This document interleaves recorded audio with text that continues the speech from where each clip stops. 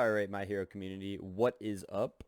It's Phil Birch from Unfun Stuff, fresh off my top 8 at the Origins Regional License Exam in Columbus, Ohio. Uh, Also, like 10 years removed from a deck profile, so I wanted to do something cool with you just because I had a really cool, passionate time playing this deck, man. I had a blast, an absolute ball, and I want to share kind of the list with you guys.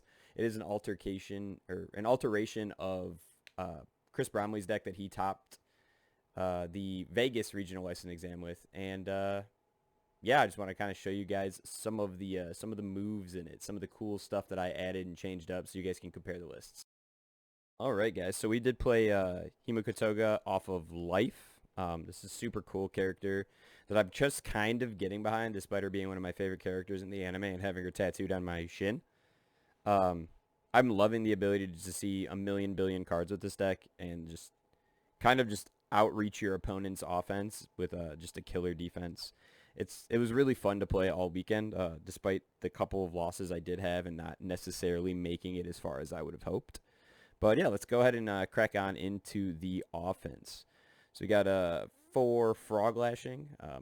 I mean, it's a pretty stock standard card for all of the symbols. You get to pretty much play it on a 5. It's a 5 diff, but really it plays almost like a 3 diff, right? You're going to play it, you tap your face downs, or if you already have face downs tapped, you get to untap 2. It's honestly one of the few 5 difficulty attacks that late string isn't like a big detriment to play. It's awesome. An uncapped damage pump on it. It's actually for a billion most of the time, and I think that's pretty cracked and also very unfair, but we love our unfair stuff over at Unfun Stuff, don't we? Next, I have 4 Create Capture Net. This is going to be the first big deviation you see from my list in Bromley's. He was playing 0 Create Capture Net. After watching what Garrett was doing against Bromley, because, I mean, obviously I represented my boy, watched the entire game that he was playing with him. I thought this card just presented itself for so many absolutely nutty combos, as well as giving you a little bit more stun too. And I will say that throughout my experience at the regional, this is basically unblockable because nobody knows if it's your first attack or your last attack, your only attack. And nobody wants to waste their blocks really on the 2 low for 4 because most of the follow moves like tongue whip and frog lashing are just so devastating to play against. But there were a lot of cool plays where I would lead my turn in with a Excited for Blood, then play Create Capture Net on a 5, get the stun 2 off, build down the Excited for Blood, and then you just automatically are ripping more and more cards. You're getting deeper into your deck just like super quickly, even if you didn't necessarily have the best opener, didn't start with the Excited for Blood. Next, I've got 4 Back Alley Haymaker. This is going to be kind of in the same vein as the Frog Lashing, how it's kind of a pseudo 5 diff, right? Like this card is used to build in many more times than it is to draw. I probably drew from it maybe twice or 3 times all weekend. All the other times I'm building in releases to blow up more foundations. I'm building in tight lips to give more damage. The stun 2 was invaluable, and it also provided a really nice outlet with EX2 to make it a little bit more like speed, a little over the top, because a lot of people did use like speed reductions on this being a mid move, right? People are willing to block the mid attack. Next, we've got 4 Tongue Whip, and we're getting into a little bit of a glary area, so I'm going to move these cards over in a second. Tongue Whip is just one of those excellent offensive pieces that didn't feel too terrible to poke with if it was the only attack in my hand. Again, like in the same vein as the Create Capture Net, I felt like my first attack of the game, if it was, or my first attack of the turn, if it was a low attack, my opponents tended to not block it as aggressively or at all. And even as the first move in a chain, this is a 6 speed, if you count its own effect, move for 5, which does make it harder for your opponent to block later in the strings if you do continue to attack them, or gets you a nice poke in, has a great block on it. It was just like all around a super, super solid card. I played, and this one was like a mistake in my part, I only played 2 Naval Laser Beams. There is one in the side deck. I did end up siding in the 3rd Naval Laser Beam every single game, and I didn't take anything out. I should have just played at +1 attacks. Breaker 2 is awesome. It helps fuel your Frog Lashing engine. If you do get that early poke momentum, you can unflip your Excited for Bloods, draw more cards, get more health. just like a super, super solid piece that I honestly undervalued tremendously while playing the deck early on. And then I had 2 instant Shining Flashes as the last attack in the deck. This one was just like another little neat trick that I saw from Garrett. Obviously, it's a much better card in Meihatsume because she can pump it. But I did like the ability to give my next check or my next card -1 difficulty. So it's super good for like those Frog Lashing end game turns because you're feeling the Frog Lashing with them flipping, and then your Frog Lashing at the end of the string is only on like, I don't know, a 7 as opposed to an 8 or something like that. It also provided a excellent low block, and this deck does hurt for low blocks, with the ability to scare off a little bit of momentum if I was to play against like say a Mineta, which never really, Mineta, I guess All Might 2. I did play against All Might 2. Mineta, I don't even know if actually showed up to the event, which I thought was a little bit crazy. I will again lay this out at the end too for you guys to take a look at. 2 assets in the deck, one quick creation, 1 Trey-Chic Cape. I sided these out almost every game. I would not recommend playing either of them, actually. I think you could get away very easily with just siding Trey-Chic Cape as your deadlock action, but it actually just slows the deck down so tremendously having either of these in your hand. You don't really ever have the turn that you get to build either of them unless you're attempting to play a super, super long, slow slog of a game. And even then, I didn't find them to be too tremendously helpful when I did play the life mirrors that I did end up playing. I'd get them. I got quick creation out, and I'd never used it. I never built Trey-Chic Cape a single time, though I think it would have been the better build of the 2. I liked the idea of quick creation, though, in combination with Create Capture Net, because you could build in, say, like, Excited for Blood into your card pool, pull it back down, get a quick snap, Excited for Blood, stuff like that, off of cards like Self-Sacrifice or Release on your own cards. That is it for the assets. We played 4 main decked Ready, Set, Goes for game 1. We would keep these in going second and take them out going first. It's just it's better to have them in that first game just in case. And it didn't. I probably activated it maybe twice the response all weekend, but either the threat of having it would push my opponent to not build as many, or like if I did have them, like it wasn't necessarily going to ever be a detriment. It's got a great block on it. The form to draw card is also pretty good. All right, so we've got 4 Release and 4 Tight-Lipped. 8 zero diffs, super good for our like early builds. Basically the whole damage threat in the entire game or in the entire deck is Tight-Lipped. You just end up flipping your entire board, and your Frog Lashing becomes 9 million damage.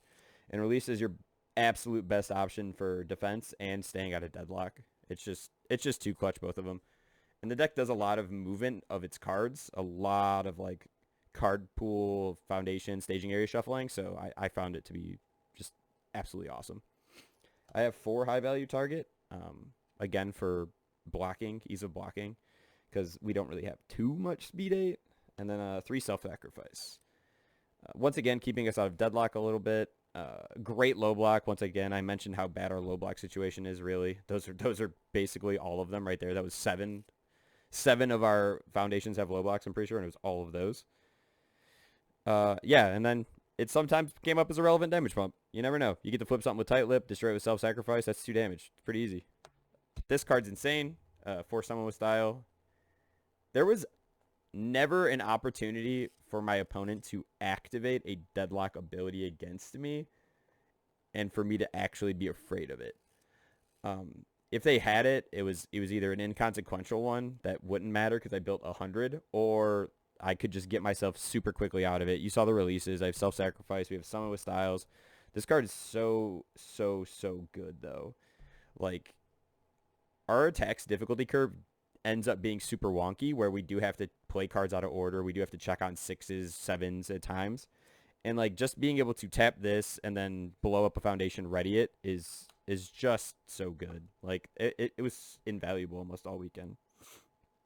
I've got 4 Walkling. In hindsight, I could have played 3 and felt fine. Probably would side 1 Walkling and bring one of the Naval Lasers back into the main. if not the assets would come out. But walkling, I mean, you got to stay alive against throws. You don't want to die to All Might too. Like all these crazy throw decks just running around. It stops your opponent from keeping their jolts. All that good stuff. Kind of the same thing with Faith Shield. I liked it as 3 mained one-sided just because those numbers make sense. I mean, it's not the easiest block to pass. But, I mean, it did its job against throws. It does its job against off-zone. It's a good card. I mean, you all know it's a good card. We all know it's a good card. For reasons like, same reasons Walkling is, right? 3 pass in a torch because we love drawing cards. Drawing cards is our favorite thing as Toga. I played a lot of games where I could just amass a little arms race in my hand where I could just draw, and end up with like 7, 8, 9, 10 cards for the turn. Like, and seeing like 15 cards. It's crazy, dude. It's crazy. I was seeing tons and tons and tons of cards in the matches that weren't hyper aggro. This is like one of the best cards. I had 3 encouraging training partner because, well, for one thing, it was absolutely the best card ever against any deck that played specialized sound waves because I could just return my attack to 4 speed. I felt really great about that. But sometimes people played super fast moves. Worst case scenario, it was a free flip. A free flip ability that doesn't actually harm me is super good for the frog lashings. 2 new training method. I put a 3rd one in going first. Just for bigger builds. The R is pretty good too. Like helps you pick up potentially some blocks when things are going a little bit south. But yeah, it was a good card. I liked it at 2 actually. I know Bromley played it at like a million. I liked it at 2. 4 of the best card in the game. Excited for Blood. This card is so sick. I had a actual game that I'll talk about in a tournament report in the future more in depth. But I had a game playing against another life deck where they also had Excited for Bloods, and we were just responding back and forth. It was so sick actually. We were just both drawing 180 cards. It was the tightest thing ever. And then 2 rescue completed. Honestly, it is speed reduction and kind of a speed pump. I used it more to blow up and ready 2 face downs during my kill turns, but it did exist in other facets. I liked it for the same idea as Excited for Blood with Create Capture Net, kind of, where you can start your turn with rescue completed, play Create Capture Net, build down a rescue completed. You can pop it off later in the turn to ready 2 cards. Create Capture Net just honestly was the thing that sold most of the cool plays in this deck. And honestly, if you're not on that card yet, I think you absolutely need to be. That card is so cool. I'll go through my side deck really quickly. It was not the best. It wasn't the worst though. Face Shield pretty much always came in against like throw. It came in against throw decks. It came in against decks I couldn't fully block stuff. Like it was fine. I always put this card coming in first because going in first, I have to side out 4 copies of Race that go. So we always have to have at least 4 cards we can put in. Naval Laser Beam was mostly one of them. It was like new training method, Laser Beam. Most of the time it was rescue completed. And then the last one usually fluctuated between like Face Shield. I have another encouraging training partner. Glamorous came in a lot actually as a side card. I thought it was really cool because sometimes you don't need some of these cards. So Glamorous being able to like reflip your stuff is super neat. I have a very cool play that you hopefully will get to see on the streams VOD when that eventually goes up for the last round against Barry Everson, where I once again use Create Capture Net to bring this down. I unflipped an Excited for Blood, use the Excited for Blood to like draw 2, gain 4. I drew another Excited for Blood, repeat the process. It was super cool. Plus Ultra just for speed, like a speed reset. I obviously can't use the Enhance, though in my head I had a play one time to do that, and I was like, wait, you can't do that, Phil. That would be absolutely cheating. 1 evading copy because I did side Monoma, and it's just kind of like a second copy of Plus Ultra. I thought it could be cool if I drew it with Monoma. I only sided into Monoma twice and went 0-2 with him, so I would never do that ever again. Another instant Shining Flash for a low block, and also the Momentum Hate, and then Monoma, who I thought would be cool, but I think it was much better suited in Bromley's deck where he plays a throw, that you can get the Monoma activation pretty quickly and pretty seamlessly. I found it harder for me to activate, and also I was probably doing it in the wrong... I was probably siding into him at the wrong time, honestly. It felt like it could have been better on my part. But that is the side deck. I'm going to go ahead and lay everything out for you. Give me just a second. Alrighty, guys, and there you have it. That's the top 8 Columbus Regional License Exam Toga Life deck, man. I hope you guys like it. I hope to be doing more content in the near future, and I look forward to talking to you guys more and hopefully bringing you guys some more cool decks, all right? Take it easy, dudes, and yeah, remember to subscribe to the channel. Appreciate it.